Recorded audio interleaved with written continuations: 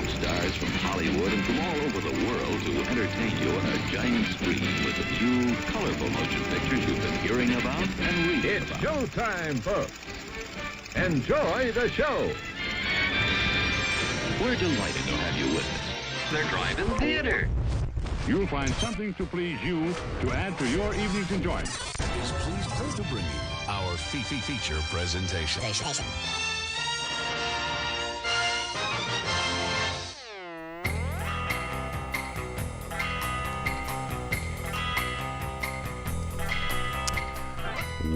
What's up, everybody? It is Monday night. We're back. It is what is today? It's December 27th. Yeah. All right, we're here. We're live. We are broadcasting to you via the power of the internet. We've got so many things you can check us out on. You can check us out on YouTube Live, Facebook Live, Twitch Live. It's always live, I guess, on Twitch. Or There's replays. yeah, they're not as cool. But then though. you don't get to see Vince insert his rock emote thanks to a subscription with the wings. That was sick. Fly away rock.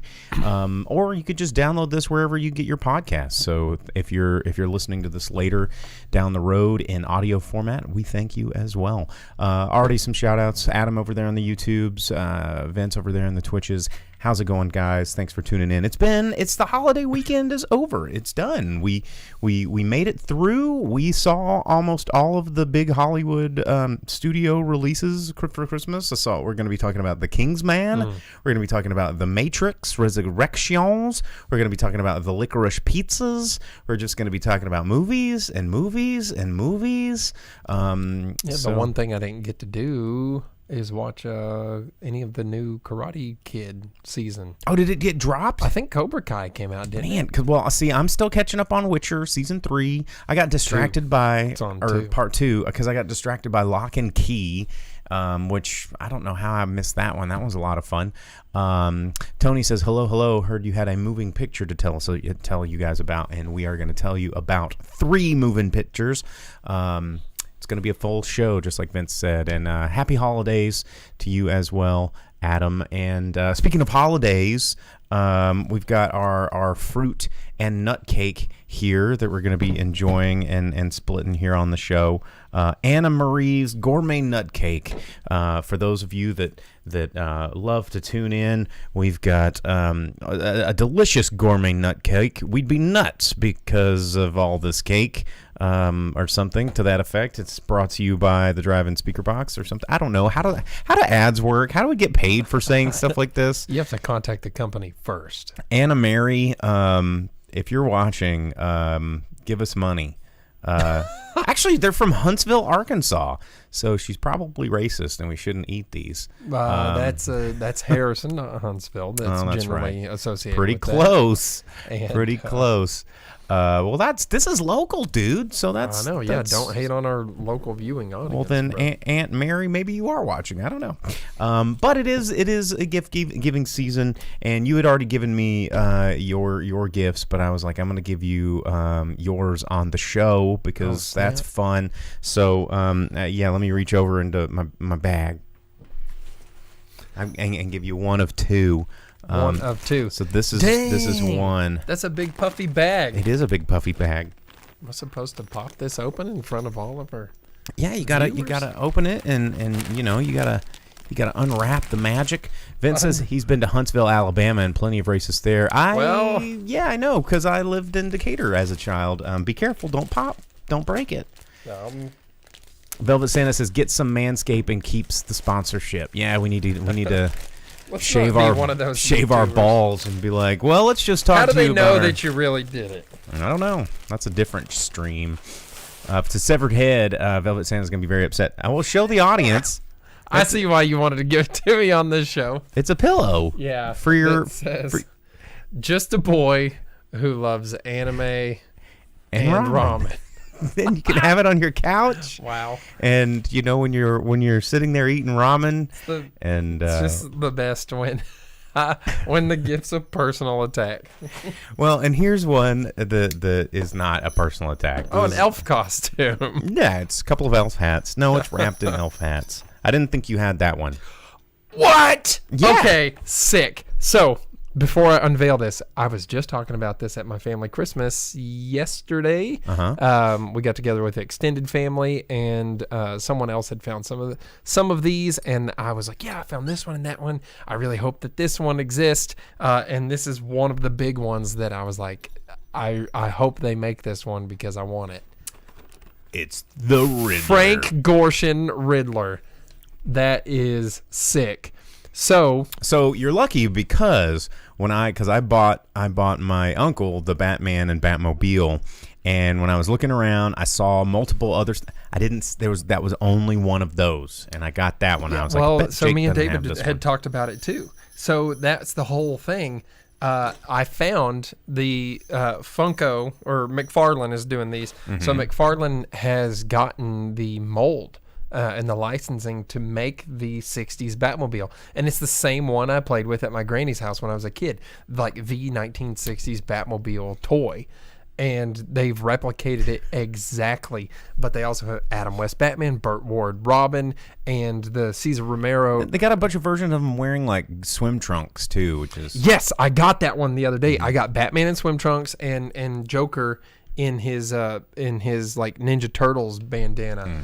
But I was like, I really hope there's a Frank Gorshin Riddler and a Julie Newmar Catwoman. Didn't see any Catwoman. If there's a Catwoman, I need it. So I like Vince's comment here on Twitch. He goes, "That's a stay in the box toy, isn't Yeah, it?" absolutely. Just like the others. So I have the variants, and I have the Batmobile, and I have the Batcave. They have a Batcave setup. And now I have Riddler. That is actually super sick.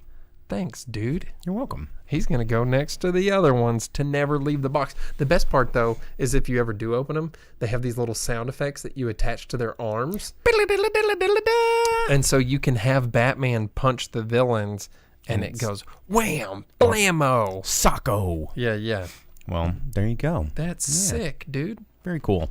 Gifts. I hope there's a Catwoman now, so I can. Well, you'd think there would and be. a penguin. I need a Burgess Meredith penguin. Yeah, I know. The Burgess Meredith penguin would be super sick. But we'll see. I don't know. Those are pretty sweet, I have to admit. A submarine playset from the Batman, the Batman movie movie. where they're all on the submarine and they have the crown drawings and all the world's leaders get turned into powder and then reassembled and they speak each other's languages. And Robin's like, maybe it's for the best because now they'll have to learn to get along, Batman. Mm-hmm. And the dolphin jumps in front of him to save him from a torpedo.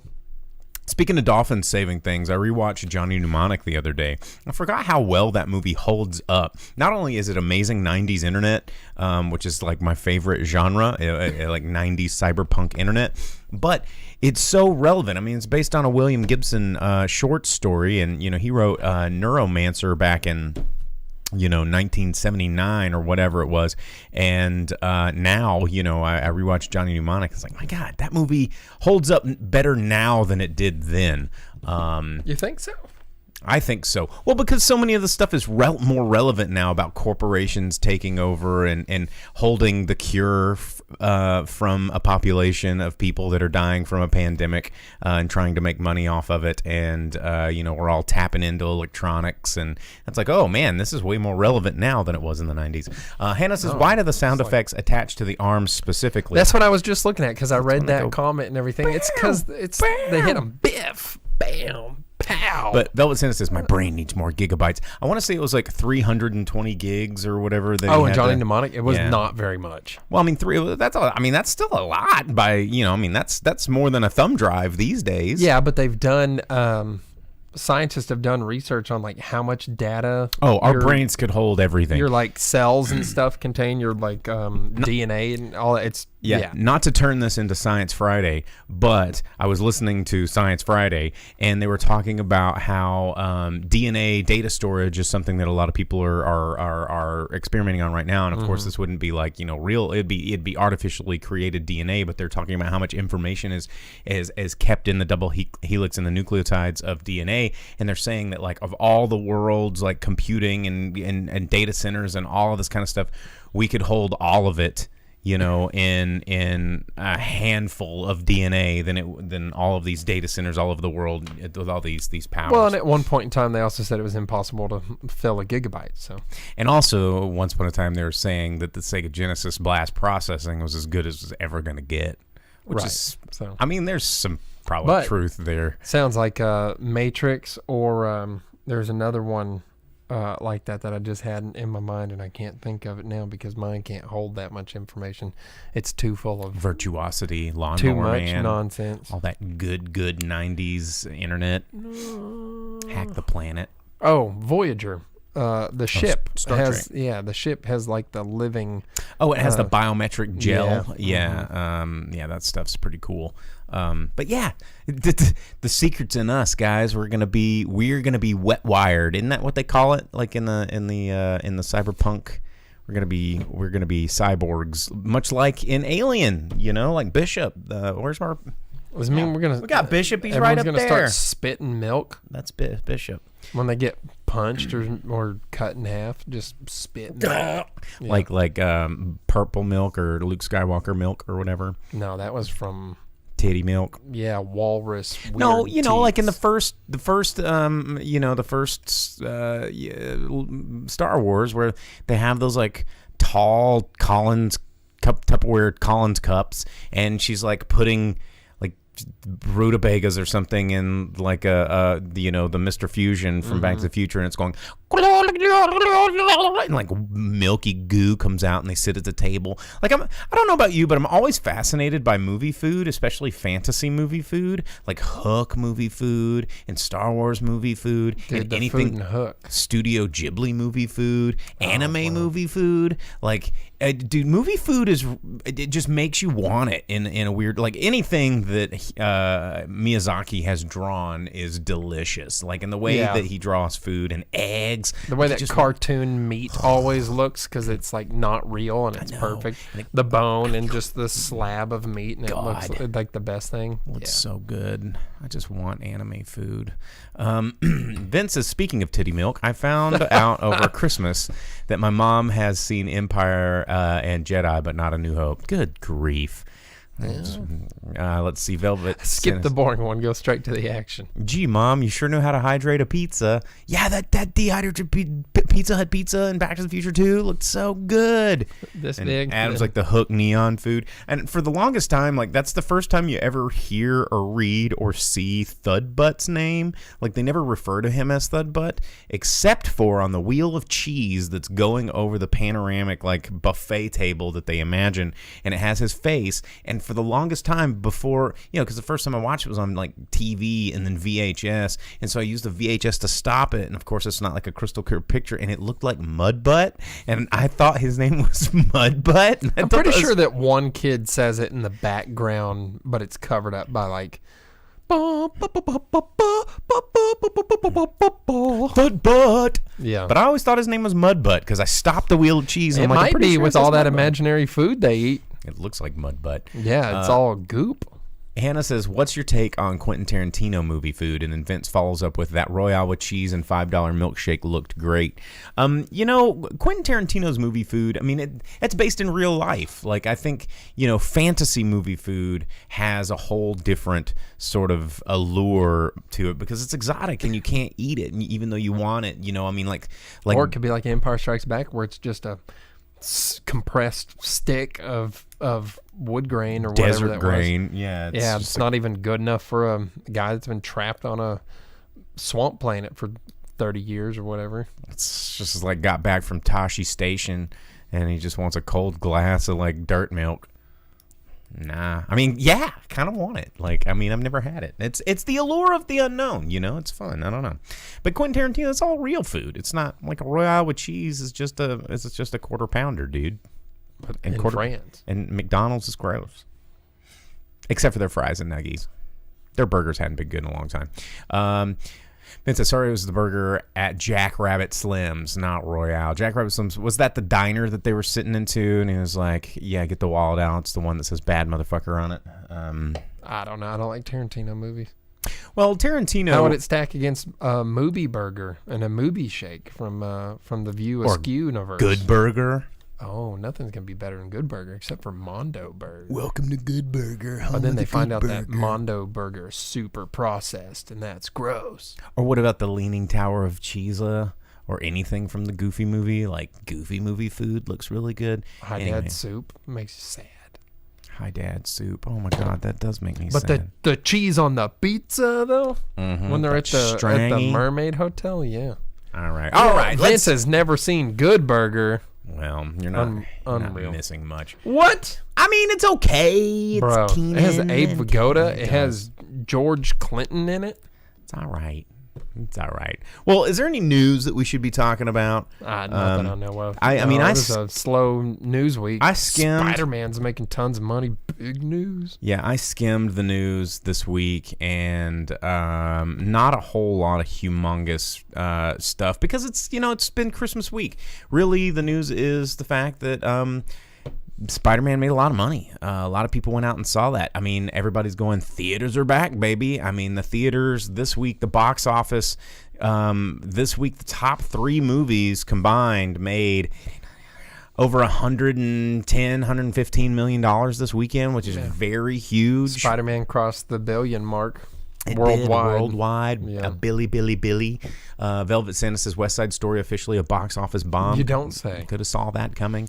Sing. I mean, you had an insane amount of openings. You had Sing 2, Matrix Resurrections, Kingsman, American Underdog, Journal for Jordan. I mean, it's just all of these openings, and a crazy time to be alive. And Omicron. I just want to point out that Vince said he wants to eat Pizza the Hut. Pizza, you delicious baby. He did look extra cheesy. He was good enough to eat that when he got locked in his limo, he ate himself to death. So no one out pizzas the Hut. Yeah, but then Vinny was sitting there licking the cheese off his face. Fun facts, Dom DeLuise was in a suit made of hot melting pizza. Like they put a suit on him and then just melted pizza on the outside. So he was in there just like being steamed to death in real hot pizza. That's why it looks so good, No, Pizza Hut does not look good. Pizza Hut looks disgusting. Well, it's fun. It's fun to see how the certain actors will go the extra mile just for authenticity's sake, like Dom or like we were talking about last week with Willem Dafoe and Tom Cruise and all these people are like, we're doing it live. Yeah, don't tell Tom Cruise he can't do something. And he's like, I will cover myself in molten cheese. God damn it. I don't care what your insurance plan says. But speaking of insurance plans, did you hear about the king of insurance plans, Jackie Chan? They were talking about all the new cameos that could possibly happen in a new season of Cobra Kai, and they were like, because the Karate Kid movie. Yeah, and they were like, let's just pretend like. But they said it probably wouldn't fit because it's a different. It's not the universe. It has nothing to do with Miyagi. But then they were talking about, but Hilary Swank would be a good. Keep like, that next Karate Kid horse shit out of my Cobra Kai. But I would Hilary Swank do it? I think she'd have to. Yeah, I mean everyone else has, but the next Karate Kid's just such garbage. Well, yeah, I don't want that. Nobody Except Miyagi does like catch that arrow and he's like, get that out of here, and she's like, whoa, superpowers, because that monk's like murder time, and Miyagi's like, no thanks, out of here, and he's like, now go stand on the beach, and Hilary Swank's like, is this how you learn karate? Yeah, for such a pacifist, Miyagi was a pretty badass dude. I feel like I'm wearing my Miyagi shirt. I feel like this is the longest we've gone saying the word Miyagi, and you haven't done the Miyagi. Well, the Sato Miyagi? Yeah. Well, now I guess I have to. Miyagi. Yeah, it's so good. Smacking that log. Sato. Surf Ninjas crossover would be sick, Velvet Santa. Surf Ninja is probably the best movie ever put to film. What about Strike Back? That's 3 ninjas. Oh, what about? Are you talking surf? Surf ninjas.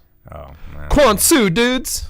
All right. Well, let's talk about Surf Ninjas. Let's talk about what's episode. coming out in theaters this week, because not a whole lot of movies are coming out in this week, because we've got a lot of movies to review, so we need to jump right into this thing. But coming out this week from director Joe Wright. Everybody likes Joe Wright, and everybody likes Peter Dinklage, because the old Dink, not only is he a super fun, cool dude, but he's also a really amazing actor. And everybody thinks like, oh, well, it's because he's just so unique looking. This dude has been acting for such a long time and playing really memorable roles, and not just roles that are just gimmick because he's tiny. He's actually a really good dramatic actor, and he is taking on a new tale, or a new telling of the Cyrano de Bergerac story. And this is a story that's been done multiple times in multiple movies. I mean, you remember what was the most ridiculous one? It was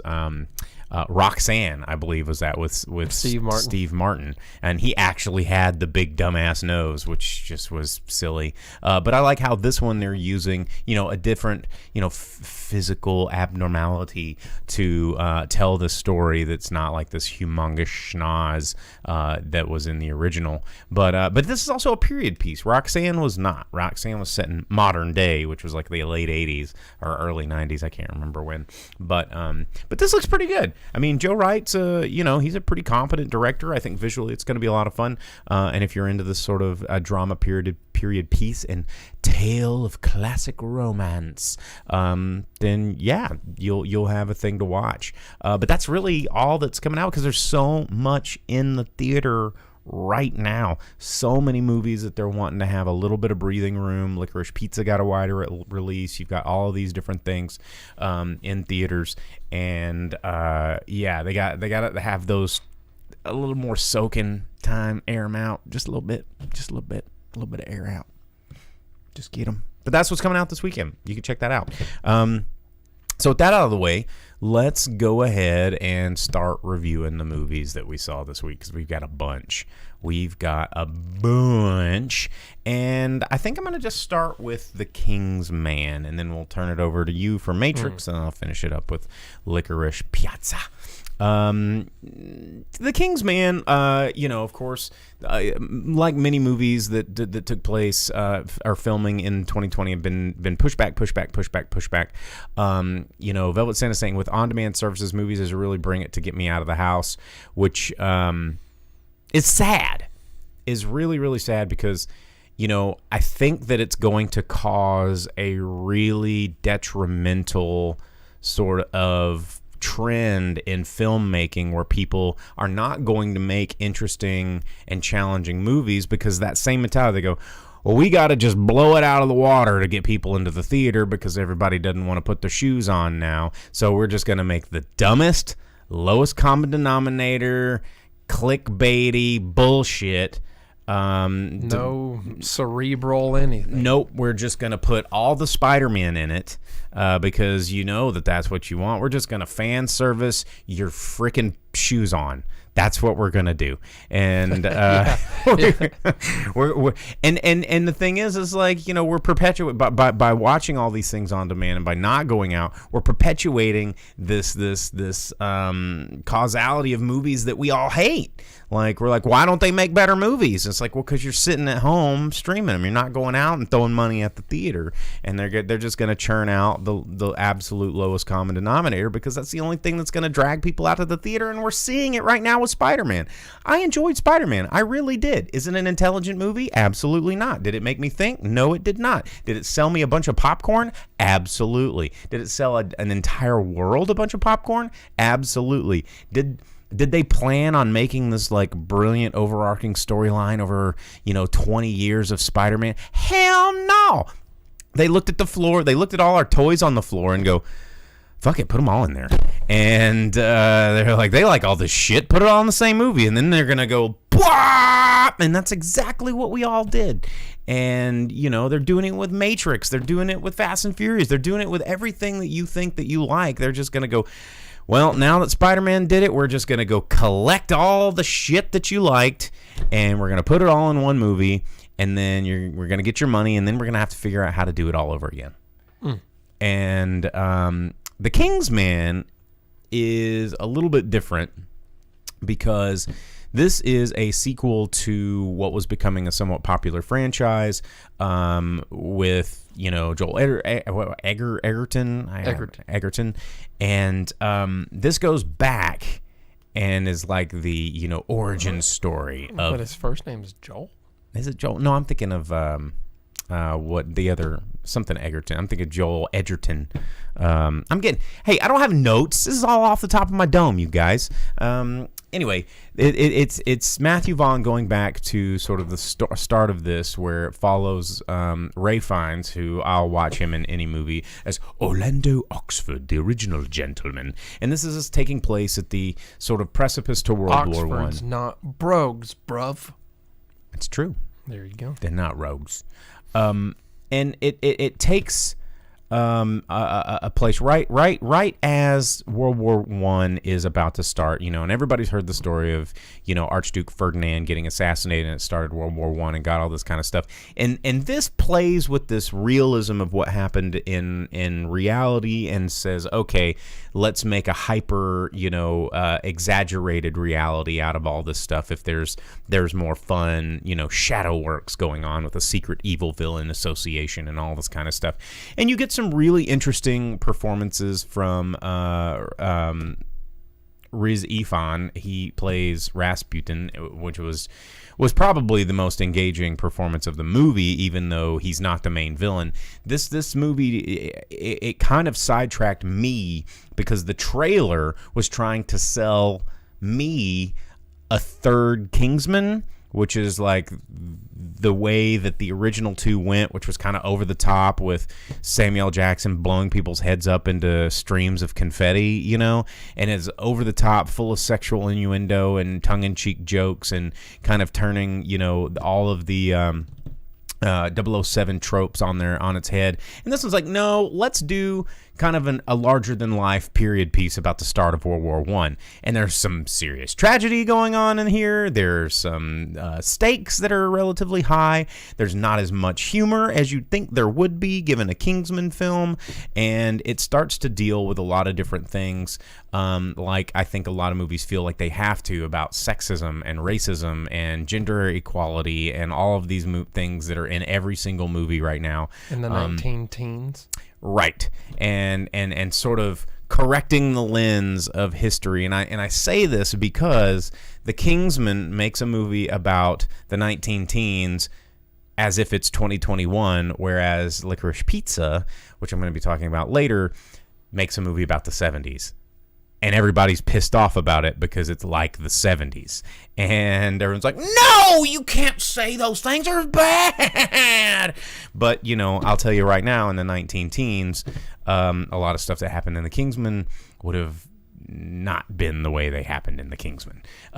Anyway, didn't mean it was any less fun. It was a lot of fun. It was Ray Fiennes and Jimon Hansu and Gemma Arterton being a badass trio of crime-fighting British people that somehow had access to really awesome, elaborate things. There wasn't a lot of insane technology. They were kind of going with original World War I sort of stuff. They're like, look at this. It's a new thing called a parachute. And then they made like this weird, crazy, insane stunt scene with this parachute. And if you like that kind of stuff, it's fun. I enjoyed it. I didn't get as enamored with it as I did the first two, and I think that this movie probably, it fits in a Kingsman story because they didn't have all the gadgets and gizmos that they did in the 2020s or 20-teens versions, but it is interesting to see how it all played out and fast forward future as you know it to be what it is. There was a lot of sort of MacGuffinism that I think didn't really pay off in the way I wanted it to, or I think they wanted it to, but it didn't shortchange any of the action. I think the stunts were all pretty fun. Ray Fiennes still not very believable as an action hero, but it worked because the gentleman. He's a great Voldemort, but I don't see him doing karate, if you know what I'm saying. But he had a great supporting cast, a lot of fun. Great costumes, great action scenes. Held you. It could have been shorter. A lot of these movies now feel like they have to be over 2 hours. I think that's reckless and irresponsible. Make a movie that's an hour and a half or an hour and 45 minutes. It doesn't have to be, every movie doesn't have to be 2 hours and 15 minutes. It doesn't. I promise. You're not going to make me feel like I've got my money's worth just because I sat in a theater longer. Tell me a good story and I'll feel like I got my money's worth. Yeah, I mean, there's a lot of new movies that come out. They're 2.5, 3.5 hours long. And you get nothing out of them. There's no character development. You don't remember anything about it. And then there's movies that are, 85, 90 minutes long, and you're like, oh, I know everything about these people. Yeah. This is my guy. I went on an adventure like Surf Ninjas. Surf Ninjas can't be any longer than 90 minutes. I could talk this entire episode about Surf Ninjas. Velvet Santa asked if they did a cover of Rasputin by Boney M, and no, there was no rah rah Rasputin, Russian's famous love machine. No, there was none of that. Unfortunately, could have been really cool, but Velvet Santa Titanic could have been 15 minutes long. No, it took longer for the ship to sink than that. So true, it had to be at least a half hour. But anyway, Kingsman, it's in movie theaters right now. You absolutely do not need to see the other Kingsman movies. In fact, you probably enjoy it more if you've never seen any of the Kingsman movies. Started with this one and then moved forward. I think that's a more natural progression of the story, just because the tone of the films evolve and change from the first two to this prequel. So there you go. It's in theaters right now. It's out there. It's making money. I'm sure we'll get a sequel. It's not breaking any records or anything because you've got 3 juggernaut movies in the theaters at the same time. So what are you gonna do? There you go. All right. I didn't see The Matrix. I did, and let me tell you. You did see it. You saw it years and years ago when The Matrix came out, because The Matrix Resurrections, for at least the first full hour, is The Matrix. Repeated. Again. And the only differences there is that they throw in lines about how Neo is now a game designer and The Matrix is a video game, and he said he would never go back to The Matrix because now he's making the new whatever video game, the next hot game.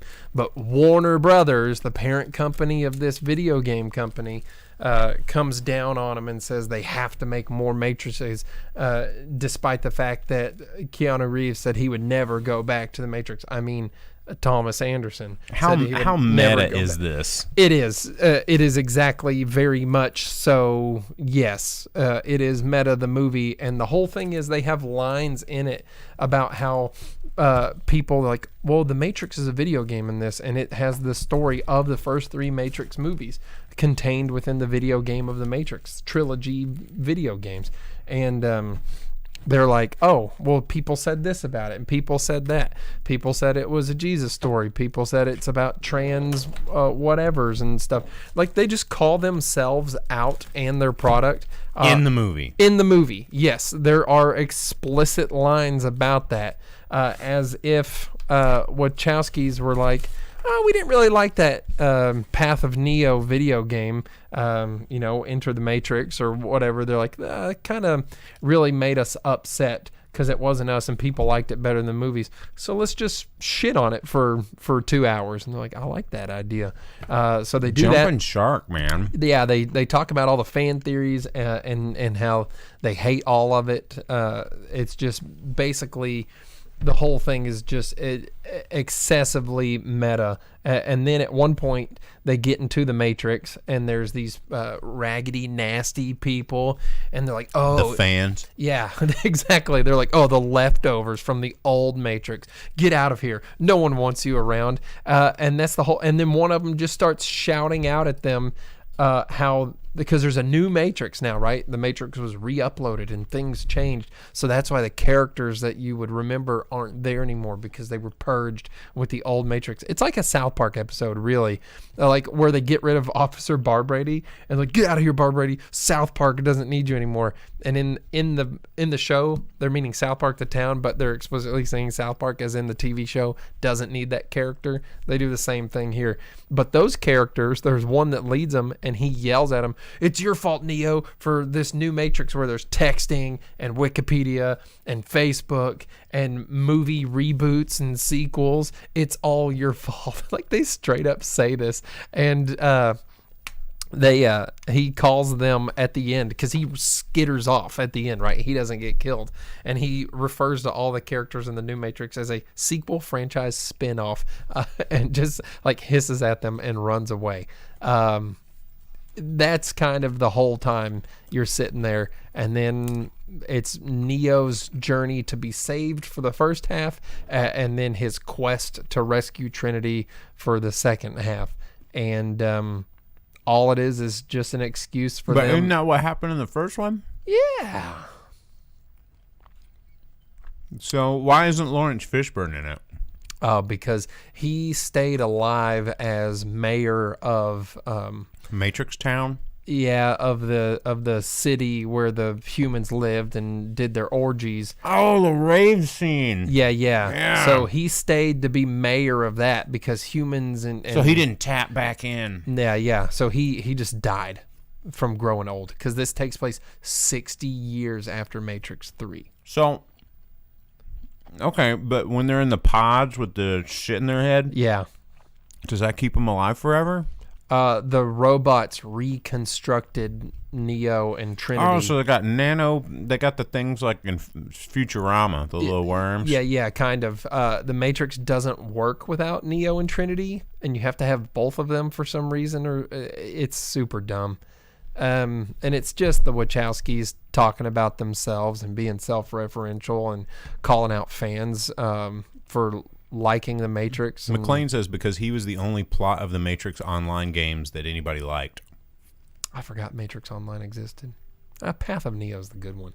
Or the Enter the Matrix, whichever one was on GameCube, PS2. Remember when everything had to be an online multiplayer game, like MMORPGers became a thing? But they do explain the new Agent Smith and the new Morpheus and why they're not those actors. Well, what about Agent Smith? I thought he was just a bunch of code. Yeah, exactly. And they recode him. And now so is Morpheus. And they recode him, him.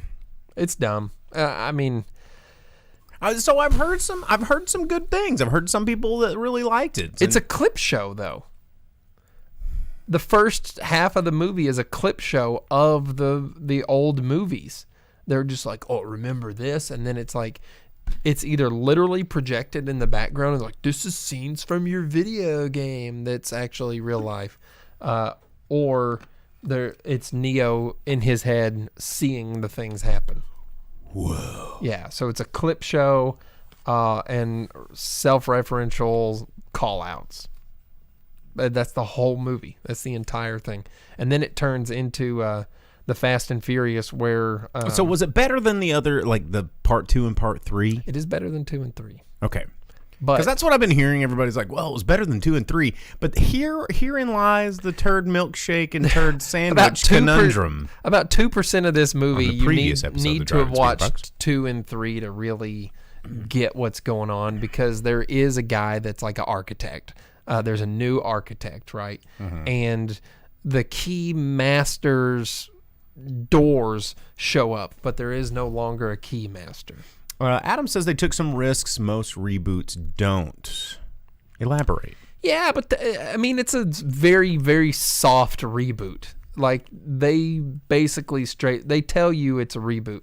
They do the thing that we talk about on this show where they're like, oh, we're going to get made fun of this, but if we make fun of it first, then it's canon and no one can say anything.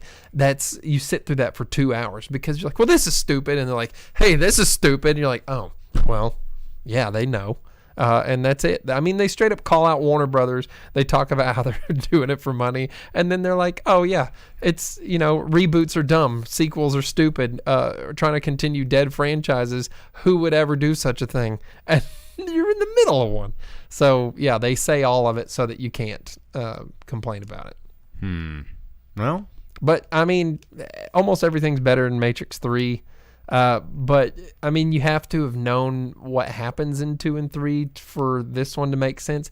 But they do enough flashbacks and kind of write it off enough. Yeah, it sounds like. I mean, even in the trailer, there's flashbacks. I'm Yeah. like, geez, how much of the movie's flashbacks? Yeah, 30%. So yeah, I mean, there's enough of it that you can piece together what the deal is, and then just not care. The Matrix is the deal. Yeah, but I mean, yeah, it's. I mean, if you're bored, but I wouldn't go out of my way. Well, okay then. All right, Matrix Resurrections in theaters right now. I'm probably gonna go see it as well. We'll check it out, see what I think. I'm sure, I'm going in with very low expectations. Yeah. I never thought that the original Matrix was that mind blowing. You've heard my tangents about it. Oh, they make fun of bullet time, everything. Like, they make fun of it. Well, they have to, because the audience is going to, and they have to beat the audience to the punch. And Here, I'll just go ahead and ruin it. If you don't want to hear it, turn your volume down for the next 5 seconds. All right, on 3, 2, 1. At the end, they say Neo and Trinity can't be separate, and the two of them both become the one. Trinity has flight, Neo has telekinesis, and together they are Captain Planet. What makes it work? Captain Matrix. Yeah. Cool, dude. Well, all right, there you go. And we're back. Velvet Santa says, remember the bullet time Chili's commercial? I don't, actually. I mean, just... So someone said something baby about back the ribs. Did anything to do with that? Velvet Santa said something about the Nokia phone from the first movie. So in this one, they explain why they don't need phones anymore. The whole payphone thing, because the new Matrix has been uploaded, where we have Wikipedia. See, I hate it when movies do that, where they break their own rules because audience are too dumb. They go, well, actually, we did this in this world, so now you don't have to do that. Good. Yeah. And the thing about, if you were making a competent sequel, a real competent sequel to The Matrix, and everyone's stuck in a VR loop of time, then technology probably wouldn't progress in the same ways as it does in our real time, because our real time is not our real time. It's real time that's manufactured of us to stay stagnant and not creative and not possess technology to overthrow our evil machine overlords. So have the payphones. Bring the old shit back, because that's what the robots would have wanted. And if you're going to build this world, don't make it fit our world. And because our world is not that, I don't want to go to the fucking movies to watch what I see outside. I don't want to see, the assholes on Instagram in The Matrix. Well, I want to leave assholes on Instagram to go watch The Matrix, not go watch assholes on Instagram in The Matrix. Fuck that. I'm sorry. I'm getting mad. I didn't even see the movie. But I hate it when I hate that shit. Yeah. All right. So Adam brought up something that I didn't really get into. They let programs be people, so now programs can choose to be good, and they can take a physical form in the real world, kind of like in that Terminator, the last of the Genesis, where John Connor's all of the micro things. It's kind of like that, where they just walk around as a bunch of balls held together by magnets to make a physical form. Humans and robots are friends, but robots had an inner fight with each other, so there's evil robots and good robots, and now all the robots they're like kaiju, and they're like butterfly soft robots, and they purr and whir, and they like to hug people, and there's what? Yeah, and there's a little walking stick skitterbot like in Fantastic Beasts that's just there to give knucks to a guy in one scene. They have robot Groots. Yep. So robots and humans became friends after Neo died in 3, and it lasted for a few years. Sorry about trying to use you guys as perpetual energy sources by sucking your juice out of the back of your head. But let's hug. Yeah. So there was a civil war between robots, and some are good and some are bad, and there was peace for a while. But the robots kept enough millions and millions of humans to have a superhuman battery farm still. It's dumb. I told you it's dumb. I was keeping back how dumb some of it really is. It's stupid. Don't waste your time. There we go. There's the real one. There's the real review. If you're bored, it's there. But all right, I'm still gonna go see it because that's what I do. I'll give it a benefit of the doubt. I don't know. Maybe I'll come back and disagree with you. I don't know. Probably not. But we'll see. But I need to talk about Licorice Pizza because we only have about 15 minutes left in the show. Licorice Pizza, of course, the new Paul Thomas Anderson movie written and directed by PTA, as he do. This one definitely a bit of a departure from some of his other previously known darker movies. I mean, you know, he does kind of like the 1970s, but you know, a lot of his movies deal with darker tones, and if they're romance or love, it's like Punch Drunk Love, not necessarily the most happy of love movies. You know, Boogie Nights, you got There Will Be Blood. These Boogie Nights is probably the best love movie for sure. It's a pretty good one, but this one also kind of an interesting choice from Paul Thomas Anderson to cast two people in the lead roles that are not actors, up and comers, as I'd say. One of them, previously famous, it's Alana Haim playing Alana in the movie, and she is one of the sisters of the pop trio Haim, which her sisters are also in this movie playing supporting characters as her sisters, which was actually really interesting to watch, and she is great on film. She's very, very awesome, nails the character. And then you have Cooper Hoffman playing the co-lead, Gary, who is Philip Seymour Hoffman's son, and you know, again, another breakout role for him. Really, really interesting film that is not necessarily a love letter to the 1970s, but it is a weird love letter to love. And, you know, it's a coming of age movie. And the best way that I've found to describe this, it's a coming of age movie that no one really comes of age in, because the movie is all kind of about everyone's relationship with aging, everyone's relationship with age and time and growing up or refusing to grow up, and just what it's it's very Hook-like. I mean, you are in Neverland, which is Los Angeles, California in the 1970s. You know, the main character is trapped in this world. I mean, he's like a 15-year-old boy who's, you know, kind of aging out of being a child actor, but he's a constant hustler. He's been a hustler since he was a kid, working in the business. And so he starts taking on all these weird side hustles, like selling water beds, and eventually the crescendo of the movie, he opens up a pinball arcade, which is kind of an interesting storyline, because in the 1930s through 50s, there was a lot of pinball being banned all around the country, and it wasn't until 1974 that pinball was legal in California for a while, and there was some Supreme Court I won't bore you with the history of pinball, but it very much related to this main character in a weird way.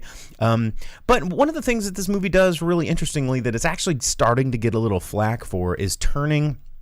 It's a bit of a Lolita tale, except for it's gender swapped. And in a world where everyone can't get enough of gender swapping, this is a gender swap that kind of like makes us question the way we accept gender roles and accept certain things and certain storylines with male and female characters, because in this movie, Alana's like 25 and this kid's like 15, and for most of the movie it doesn't really make any difference until you really kind of start thinking about the duality of the worlds of which they're trapped in and they eventually bridge together from.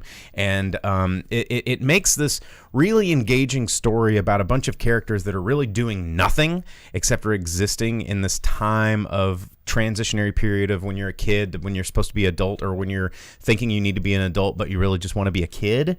And these two worlds kind of... Why'd you look at me? I don't know. Why'd you look at me when you said that? I don't know.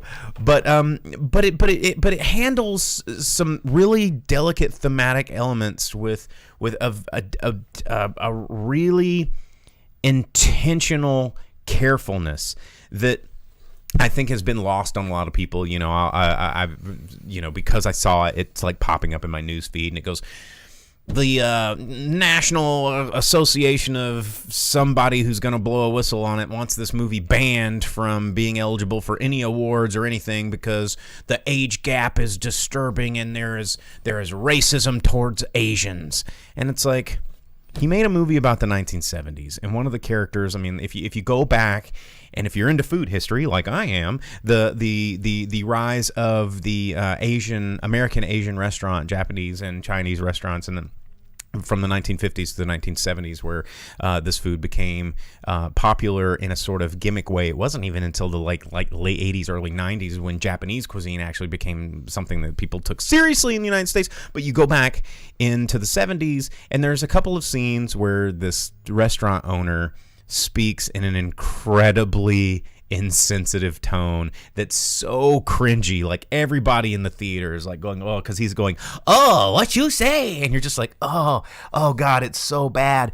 But the reason we feel that way is not because Paul Thomas Anderson's trying to be a racist or anything. He's trying to draw attention to why this is wrong. And this is something that really happened. And he's making light of a time in history that was bad and showing us that, yes, this is cringy and this is bad, but this is why. And you know, it's I think it's important to not just scrub out things that we think are problematic, but to draw attention to them for their pros and their cons, understand their cons, and understand that they were also a thing that happened in this world. And the movie, it's hard to follow the plot of this movie because it's like being a kid. This movie is very much about like the adventures of youth. You know, there's all these little subplots and sub-characters and little stories that come in, but it's kind of just like running around town with your homies when you were a kid and the crap that you'd get into, and you just couldn't stop watching it. And, you know, one of the things that I really liked was like the theme of running. Like Paul Thomas Anderson's really good with visual thematics, and there's a lot of running in this movie, and the main characters are always running to and from certain things until like a final scene where they're running at each other, and it makes everything make more sense. And you know, it makes those other scenes have intention, which is something that a lot of movies like Matrix and Spider-Man and Kingsman and Man and Matraman and all this shit don't have. It's just scenes that make you feel good, and they're not really building towards anything to make you feel or think. And this movie is all about a buildup of making you think and making you feel, and I really liked it. You know, I mean, I walked out of this movie in a movie about, you know, fart jokes and teenage shit, thinking about life. And that's why Paul Thomas Anderson's such a good filmmaker. And I think that everybody that thinks that this movie needs to be banned because there was a couple of racist jokes and some age gaps between the two main characters didn't watch the movie and didn't understand the movie that they were watching. It got tickled because about what Santa said, and man on man. And man on man. Yeah, that one's the one that's going to get the ban. The ban hammer goes down on. Yeah. Elise says, clearly a critique on racist men of the time, going back to the character that was very insensitive. And yes, it was very much a critique. It's like, this is wrong. We're not celebrating it. We're not laughing with him. We are very much sympathizing with the Asian character on the screen and our uncomfortableness of what's happening on screen, which as an audience teaches us and reaffirms why this is wrong. But we can also laugh at it. And humor is the best teacher. I've been saying this for most of my life. Is that if we can all laugh about something together, it means we're all going to learn something together. Let's see. Mickey Rooney at Breakfast at Tiffany's bad. Oh, yes. But with Breakfast at Tiffany's, that was intentional. That was bad. Not done because they want to, you know, make fun of Asia. You know, they were making fun of Asians and needed to cast a white guy to do it because they weren't casting Asians at the time. And so that was like bad. That they weren't in on their own joke. Let's see. Enjoyed the ping pong nature of love and jealousy and boundaries and suspense. Yes, there's a couple of really interesting scenes about, you know, nudity and sexual, objectification of, say, Alana. There's a really interesting scene where they're looking over this newspaper and it was showing all these now playing things, and it was like all these skin flicks of the time, you know. In the late 60s and early 70s, there was a lot of that kind of stuff, you know, reefer madness and sort of the reefer madness ain't got naked Tita's in it. I know, but you know the theme reefer madness, where it's like, oh, everybody's about like sex and love and showing titties and bikinis, and you just watch old episodes of Laugh-In and all the chicks are wearing like bikinis in the. I mean, that was you look at Austin Powers, for fuck's sake. I mean, it's just, you know, but it draws these to the front and center of the story, but then backs off with a little bit of a 2020 eye without going full on 2020 eye. And I don't know, it was very, very smart. Vince says it's kind of like films. If we don't study history, we are doomed to repeat it. Absolutely. And I feel like we're on this really bad trajectory with media being film, music, and maybe not so much music. I don't know why music still gets a free pass of doing whatever. But movies particularly have been really under fire and criticism for can't do this, can't say this, can't cast this, can't blah, blah, blah. And if we just completely censor every bit of creativity that some of these artists have, then we're all just going to get Marvel movies until we're dead. And I think that that's a terrible, terrible place to be.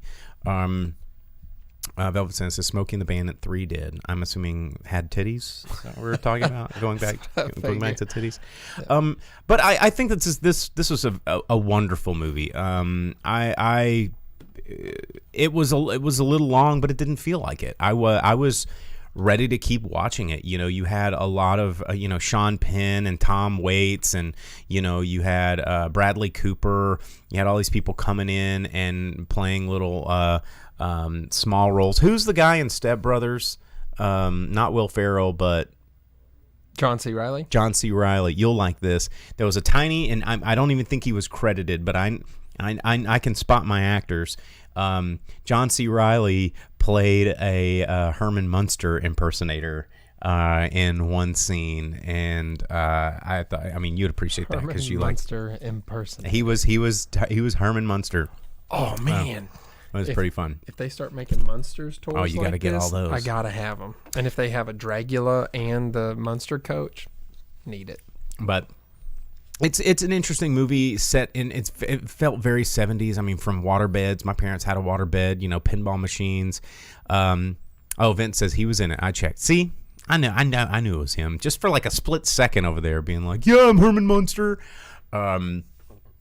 I actually think I have an Eddie Munster voodoo doll. It's not a voodoo doll. It's a little werewolf doll. Yeah, his doll he carried with him everywhere. I think I have that around somewhere, but I'm not going to look for it tonight. I think everybody needs to see this movie. If it's showing at your local Cineplex, go check it out. Go support something that's not shooting lasers out of its butt. Please go watch a movie that's a drama about characters and a time, and and with actors you don't know. I think that was kind of the coolest thing about it. I'm pretty sure all these little tertiary parts with Sean Penn and Bradley Cooper were just to get idiots into the theater, because really you like your up and comers, man. I do like my up and comers. Damn it. So I could talk more about this movie because it's Paul Thomas Anderson, and I really like his movies, and I wish he'd make more of them. But I'm really surprised that this was in theaters, to be quite honest with you. It's not a theater movie. It's not going to get you to put your shoes on. And as Elisa says, indulge in some art and cinematography. It was delicious. It was delicious. A theater movie like The Matrix, all it was like 50 cuts for like one person to pull a gun out and point it and shoot it, and then someone else to dodge it.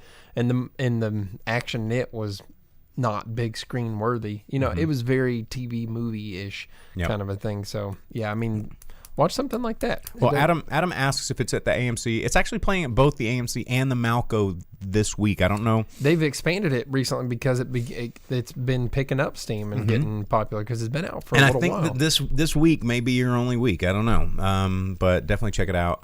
As Elise said, this is another good point that she brings up. And they were not conventionally attractive. None of the actors, even, Sean Penn, handsome dude, but not conventionally attractive. Tom Waits, most certainly not known for being an attractive man. And Alana and Cooper were both very natural. And this acne was out. Everyone in this movie was ugly as fuck except for Bradley Cooper. And they didn't doll him up either. He was playing. He was based on a real life character or a real life guy.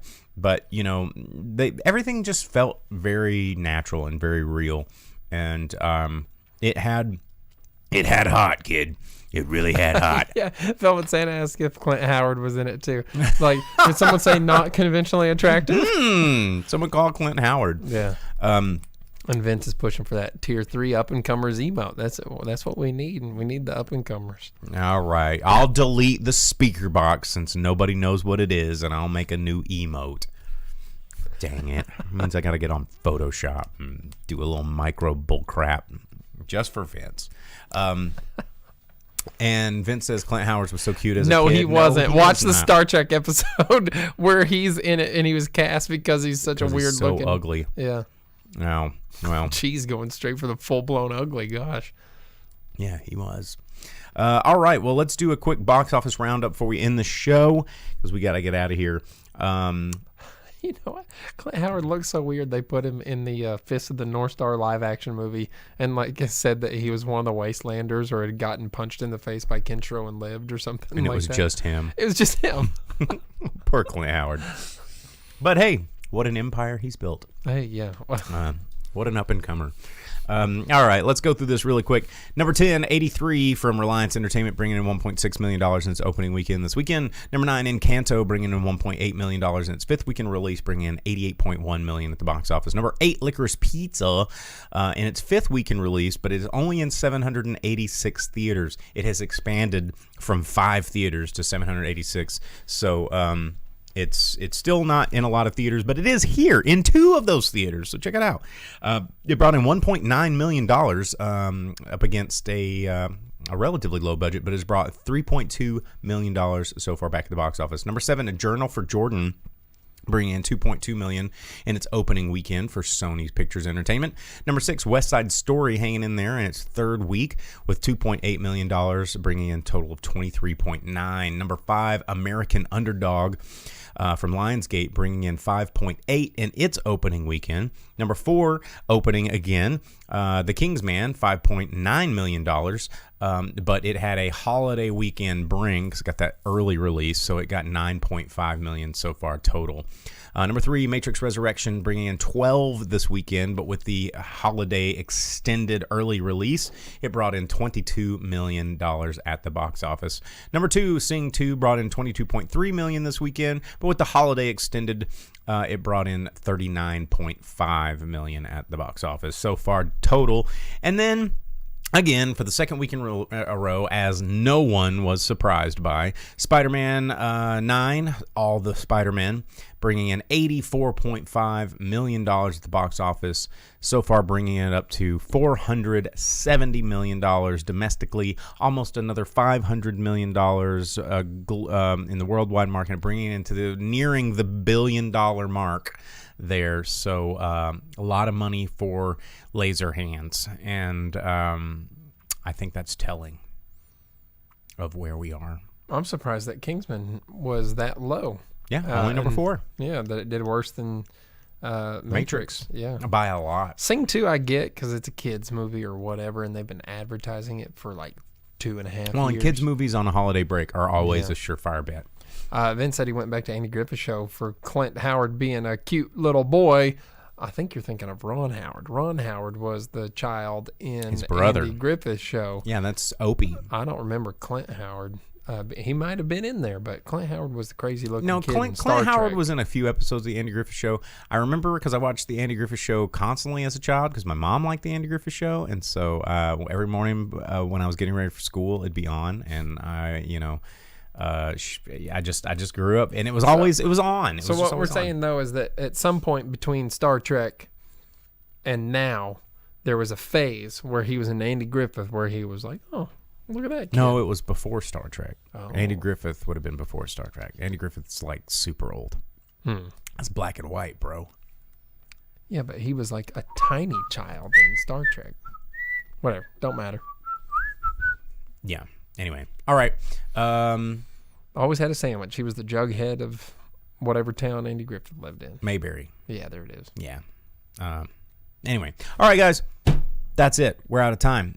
Thank you for tuning in. It's been an hour. It's been a lovely hour. It's been a fun. Whoa, Vince with a huge comment here. Fathom events. Look at this. Casablanca, Quiet Man, Singing in the Rain, Smokey and the Bandit, 40th anniversary. What? I got to go see Smokey and the Bandit. Whatever happened to last Baby time Jane? they did a giveaway of Wrath the, of Khan TA. director's cut? Well, you know I'm there. Poltergeist? Oh, shit. That's where I'm going. Heat of the Night, To Kill a Mockingbird. It's a Wonderful Life. Man, I watched that for Christmas, and I forgot how funny that movie can be. Biggest news for me, though, January 17th, Betty White, 100 years young, birthday celebration. That does sound awesome. Betty White, 100, turning 100. Super badass. She's older than sliced bread. Wrath of Khan is where I'm going to have to be. Dude, I'm pretty pumped about Poltergeist. I know you won't go see that with me, but I want to go see Poltergeist. I'll be watching Wrath of Khan. You didn't move the graves! Yeah. But, yeah, I mean, what's his name is in that? The guy. He's in Conan the Barbarian. He's the king that gives him the money. Movie? He's Brewmaster Smith. He's in Poltergeist. He's he's one of the dudes. Talking about Coach? One of the priests. No, you're thinking about Poltergeist 2. Why can't I remember his name right now? That's probably you're thinking about Poltergeist 2. There's no priests in Poltergeist 1. The guy that goes around the door being like, and he's the creepy, yeah. I don't know. Anyway, we're out of time. We'll think about it later. No more comments because we're just going to get distracted for the next 17 hours. But anyway, don't forget to like and subscribe. Find us on the Facebook, the Twitter, and the YouTubes. You can always get these audio downloads in podcast form wherever you download your podcast. Send us an email, like us, poke us, whatever the hell you got to do online. Tag us. We love you too, guys. Thanks for always being there with us. And we will see you guys next week. I, of course, am always the boom operator. And I'm the grip. And we'll see you guys later.